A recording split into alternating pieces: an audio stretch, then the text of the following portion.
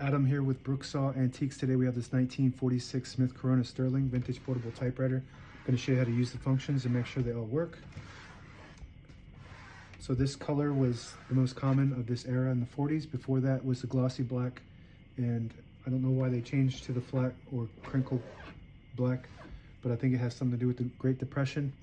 Up top is the adjustable paper guide. This helps you guide the page in straight. I'm going to line that up with the edge of the platen, which is the main roll of the piece of paper.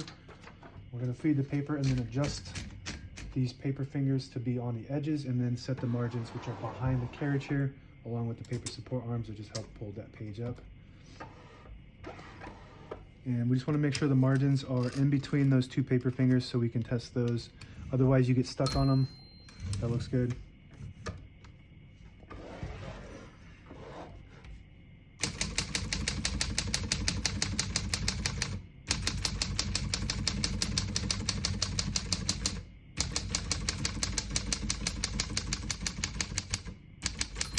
Once you hear the bell, you're at the end of the margin. Hit this line space, get you back to the beginning, and skips 1 or 2 spaces. Right now we have it on single, but if you want double, you just flip that switch forward and it skips 2. We're going to keep that on single for now and finish typing. As you can see, all the keys type nice and none of them skip or stick. I'll type a sentence in red on the next line to switch from black to red. There's a switch on the right side. Just flip that all the way down to print the bottom portion of the ribbon. When you have it in the middle, it doesn't print any ink at all. It just leaves a stencil for copying purposes. When you have it up top, it prints the top portion of the ribbon, which is black. We're going to move that down for red.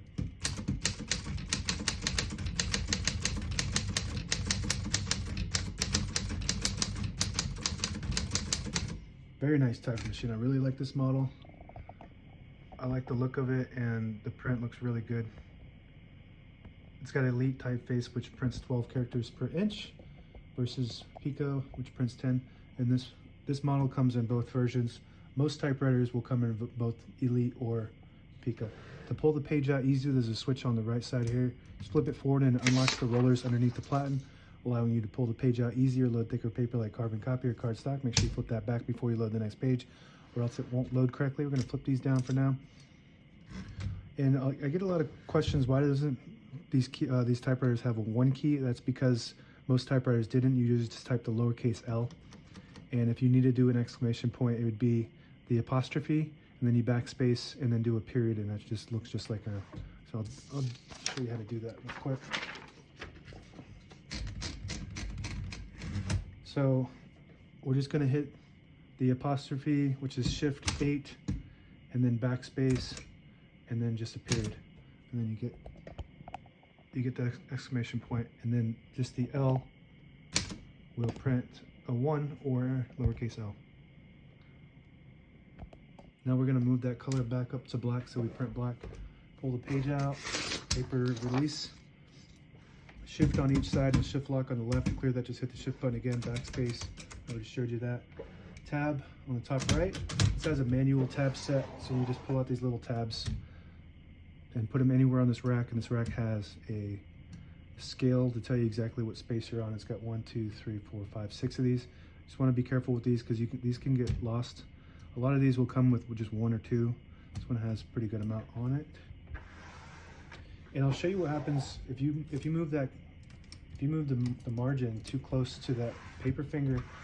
Then the vibrator, since the vibrator goes, this is the vibrator goes up, and it can get stuck on that. And then those first couple characters don't come out right. So you want to be careful. You want to make sure that you have enough clearance in between there.